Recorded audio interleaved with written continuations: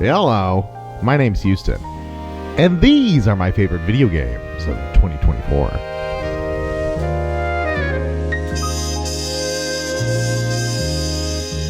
Alright, let's get into some honorable mentions before I get into the numbered list. First up, we're going to talk about Lorelai and the Laser Eyes. The only reason this is in the honorable mentions and not the numbered list is because I haven't finished it yet. I just started playing it recently after seeing it on a bunch of year-end lists and seeing some like screenshots of it and saying like, oh, that looks like something I'd be into.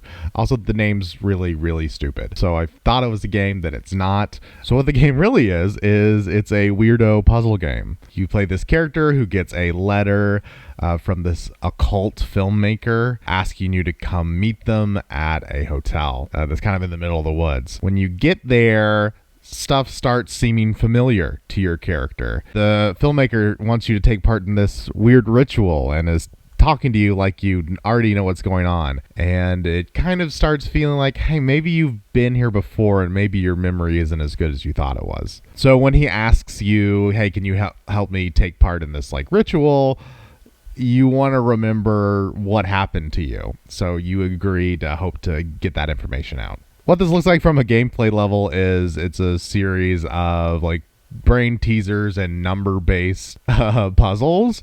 So this is for a very specific subset of people, but that's me. I really do like this kind of stuff. It's a non-linear story, so as you're unlocking this hotel, you're seeing flashbacks that you're participating in or other things that I don't want to spoil that might reveal what's going on or who you are or something that maybe have happened to you. It's hard to talk about a mystery game. All that to say, I'm really enjoying it. I played Suda51's Kill the Past series last year and really loved it. And I hadn't really found anything else that scratched that same itch, but this is exactly in that vein of games. It's a fantasy mystery story that you have to have a notebook and like a pencil next to you to try and keep track of the story and the puzzles. There's 3D navigation, there's kind of esoteric themes. It's just a good time. I can't wait to keep playing. Will it stick the landing? I don't know. We'll see. Okay, now that we're past the cheating entry, all the rest of the games I have finished.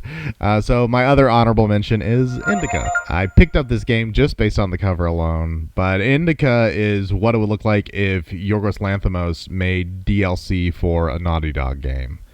It's a talky, dead-voiced walking sim about a nun shunned by her convent for talking with the devil, or at least that's what the other nuns say she does. And so they sent her out on this task that no one else wants to do, which is to deliver a letter to a bishop.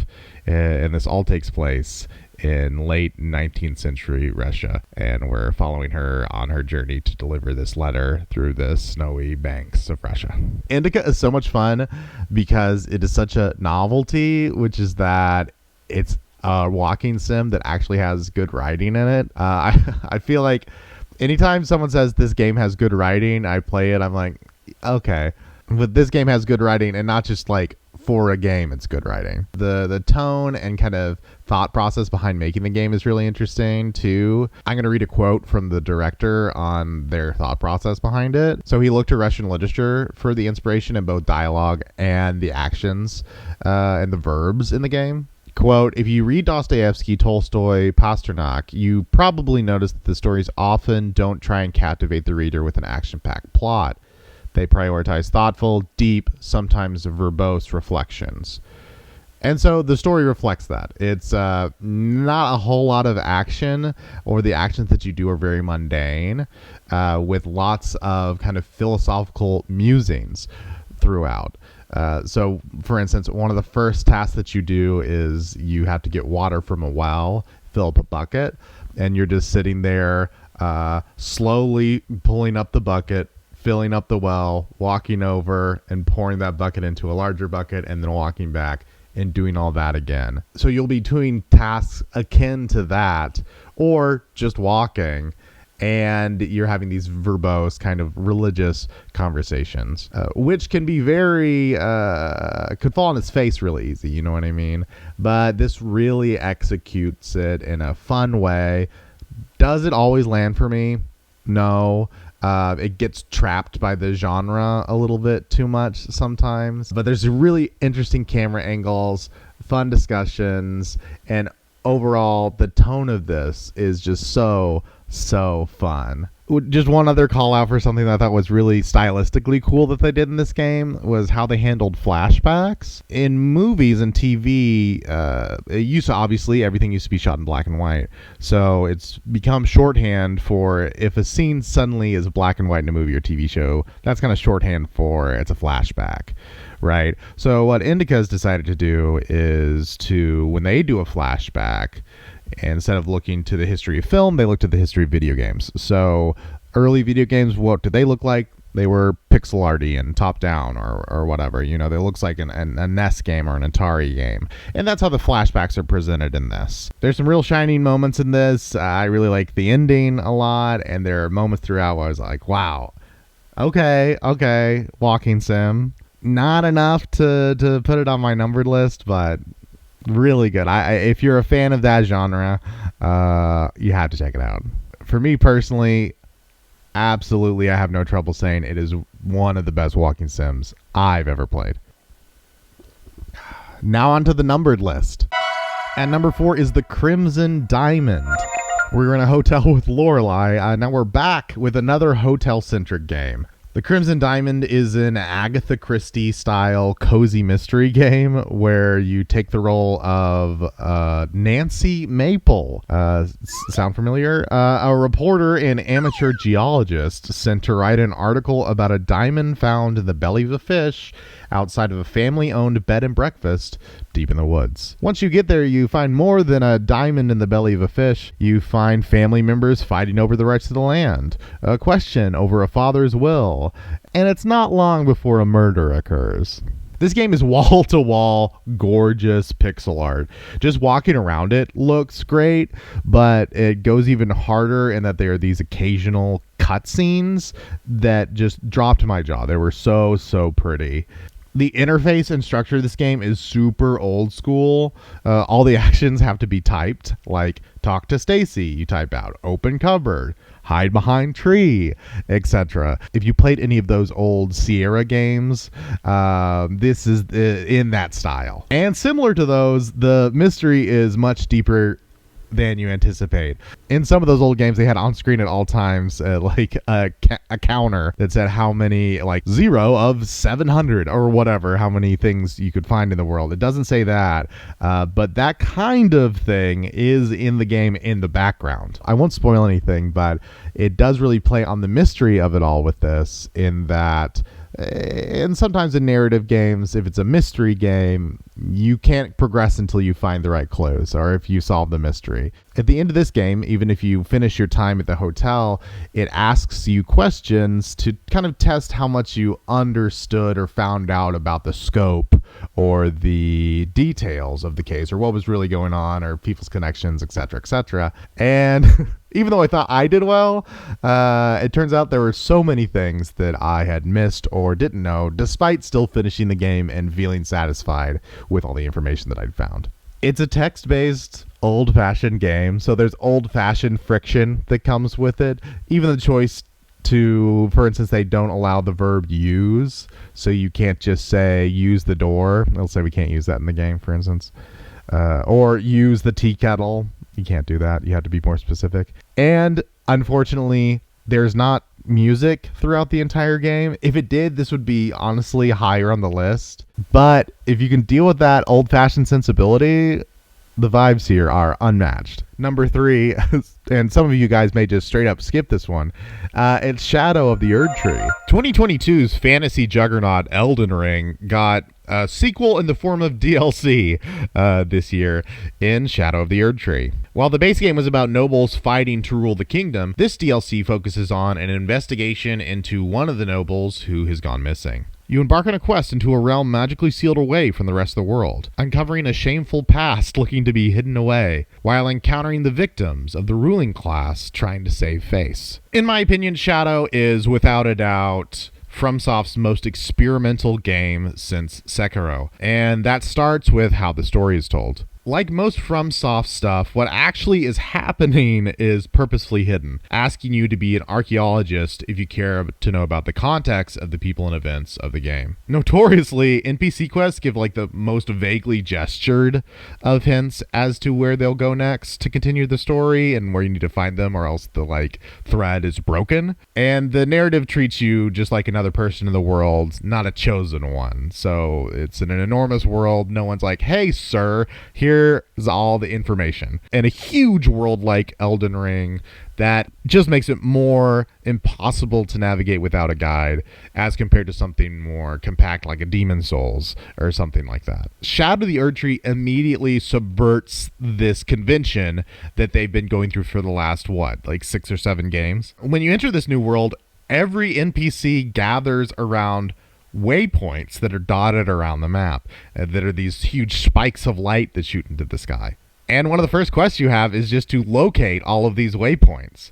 Of course, you can ignore this. You can not talk to all the NPCs that are gathered around these waypoints, but you have ample time to get to know these people. At a certain point in the DLC, all the NPCs disperse from these waypoints. And then it follows normal convention. You're like, okay, where the hell are they going? But because they've allowed you to get to know the characters, their motivations, even though they're layered, you can have a much better handle, and you're given the keys to understanding where they're going, where they might be going, what type of place they might be going, where to look for them. I just found this to be so playful and fun and effective, especially being someone who likes their games and was anticipating a certain type of communication, and found this to be really fun. I really, really enjoyed the subversion. What most people care about, though, is not watching a bunch of lore videos and reading all the item descriptions, but is the combat and action of the game, which is so good in this. And I think that this DLC has my favorite bosses of Elden Ring. So even if the game sucked, I would have enjoyed it because I was really invested in the story, right? But the combat and environments were really cool. There were experimental areas, like one area that there was just like sneaking. I don't think it was super successful, but I love that they tried it. And I was further enriched by having known the story, everything that was mentioned in the game, in the story, or by characters. I got the plot implications of, and I got the story behind. I got why it was interesting that this character said this, or what this revealed about the story as a whole. And so that added a huge another layer to me, especially because I found the story to be effective, and it was really cool seeing a lot of things that I thought I knew turned on their head in the DLC. So I had a really, really good time with it. Number 2 and number 1 were very like, which one do I go with? But I think I'm confident in this. Number 2 is Arco. Arco is a fantasy western RPG which tells a triptych of magical realist stories about different peoples dealing with the changing cultural landscape after the arrival of the resource-hungry outsiders, the Red Company. When I first saw the trailers for this, I was like, oh man, it looks really cool. It's a western, which is fun. And the combat, I know I will get obsessed with the combat. But wow, one thing I didn't expect was that the story is like really, really good. Hands down my favorite story that I played this year. One big plus is I love role-playing games where I actually feel like role-playing the character, not doing what I think is right or what the game thinks I should think is right, but just a choice that character would make. For instance, the first act, you started out as this young kid. You could make choices that make you feel like a bratty kid, that aren't like being honest or being nice or being helpful. And I indulged in those, you know? And as the game went on, I established a character for this person I was playing and stayed in line with that. It's semi-rare that I'm able to play a game and turn my brain off in that way, so I'm not meta gaming, but this was so easy. It was almost instantaneous with Arco, which is so fun. The game tells 3 different stories over the course of the runtime, which converge into a 4th story. Because I felt encouraged to roleplay each time it flipped to another chapter and another character, I said, okay, how does this person navigate the world? Was this person standoffish and rude and didn't do any quests? Did this one super helpful, goes out of their way even maybe when they shouldn't? Are they kind of like naive? Do they make choices that I know will get them in trouble, etc.? And these are doubled in the game's incredible combat. So it's a turn-based RPG, which is my jam anyways. But Arco kind of has his own twist on things. At the beginning of the round, time is frozen and everyone has the chance to choose their actions. You, the enemy, everybody. And then once you select your move, time unfreezes and everyone takes their actions at once. And after everyone's actions are complete, time freezes, and then you can take as much time as you want to make your next move. Once you have, time starts for everyone again, and so on and so forth. This makes for like super fun, fast-paced, chaotic combat that is still strategic. It never gets out of your hands, you know? It's still turn-based. Even though it's turn-based, you're so concerned with navigating the terrain, your movement, how much energy you have left, the strategy of not just what move you do, but where you are when you do it and how you're moving when you do it. You're kind of thinking a step or two ahead to try and plan for, okay, I'm moving this way, I'm going to do this and get out of there, or I'll hit him on the way out. Just super kinetic. Not everybody has like guns, but when you do encounter them, they are deadly. They do a lot of damage. And the way that this shows up in the game is whenever somebody shoots something, there are these large like bullet heli looking bullets that fly. So if you see someone's about to shoot, you better be on the other side or get in that way. And if you're on the other side, they normally take like 2 turns to get all the way across the screen, and you're kind of dancing around in your turns. It's this chaotic, it's this fun shuffle. It's just, you're constantly moving the whole game. It's so fun. And as the chapters move, sometimes maybe you'll get somebody who's more distance-based. Maybe you have to get somebody that is more up in people's faces. Maybe there's characters who do weird magical stuff. There's a ton of different skill trees and avenues to explore using the same language for the combat, but in totally different ways. One other really fun strategy thing in this is these are little pixel characters. One thing that makes this not an action RPG like a Dark Souls or something is that these are tiny little pixel characters. So we're not looking for these subtle animations to say, oh, they swung their bat above their head and they hit their shoulder twice. I know that means he's going to do a ground pound next. Each character has a little symbol over their head which says what their next move is.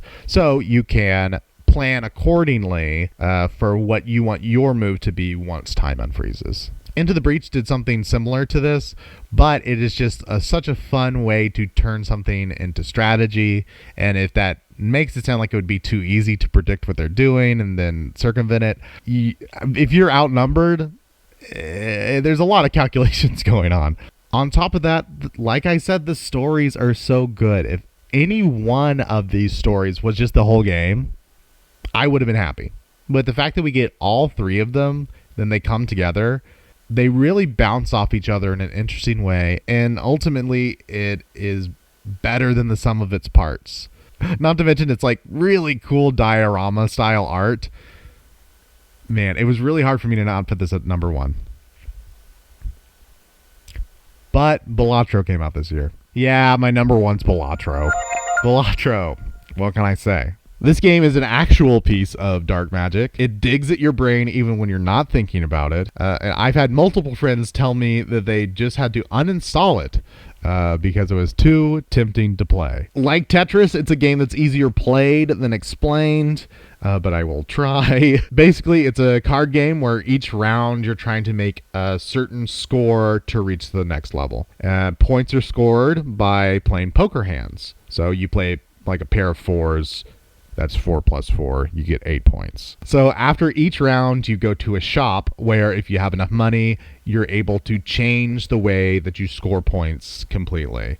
You're able to modify the game. So you can level up your hands. So eventually a pair of 2s earns you more points than like a royal flush. You can destroy or add cards to your deck so that hands are easier to draw. And the real magic, which is Joker cards. You're given 5 slots to put in Joker cards, which completely change how you play the game. Maybe you get one that multiplies your score by 3 if you only have a hand made of hearts and diamonds. Maybe you get one that gives you extra money for certain cards that are discarded. Like I said, it's a mouthful to explain, but play one round and you'll get it. Or at least the basics. This is a classic, easy to learn, hard to master game. It's really super simple and elegant and so addicting. It's the ultimate, just one more game style of game. I've never gotten into a deck builder or a roguelike like this. Normally I kind of bounce off of it, but this one got its hooks in me real bad. Even to the point where I listened to its mesmerizing soundtrack and watched streamers play it for fun. As frustrating as it can be to lose deep into a game in Balatro, it's still satisfying. It's still fun. You come away from it feeling good. It's just so satisfying to play, which is so hard to design. And I made a comparison to Tetris earlier. I truly think it's that kind of a game. And I don't know if there's too much higher praise for this style of arcade game than that. Well, you made it. I didn't play an incredibly huge amount of games that came out this year, so I'm sure that I missed some. I still want to play Phoenix Springs. I'm still playing through Lorelai, which I'll try and keep updated on this channel. I have Prince of Persia, and I played some and I liked it. I have not played Astrobot yet. There's a ton of stuff that I haven't really played yet, but that's just how it is. So let me know what your favorite was down in the comments. I'll be back next week talking about my favorite movies from the year. Have a Merry Christmas, everybody. See ya. Bye.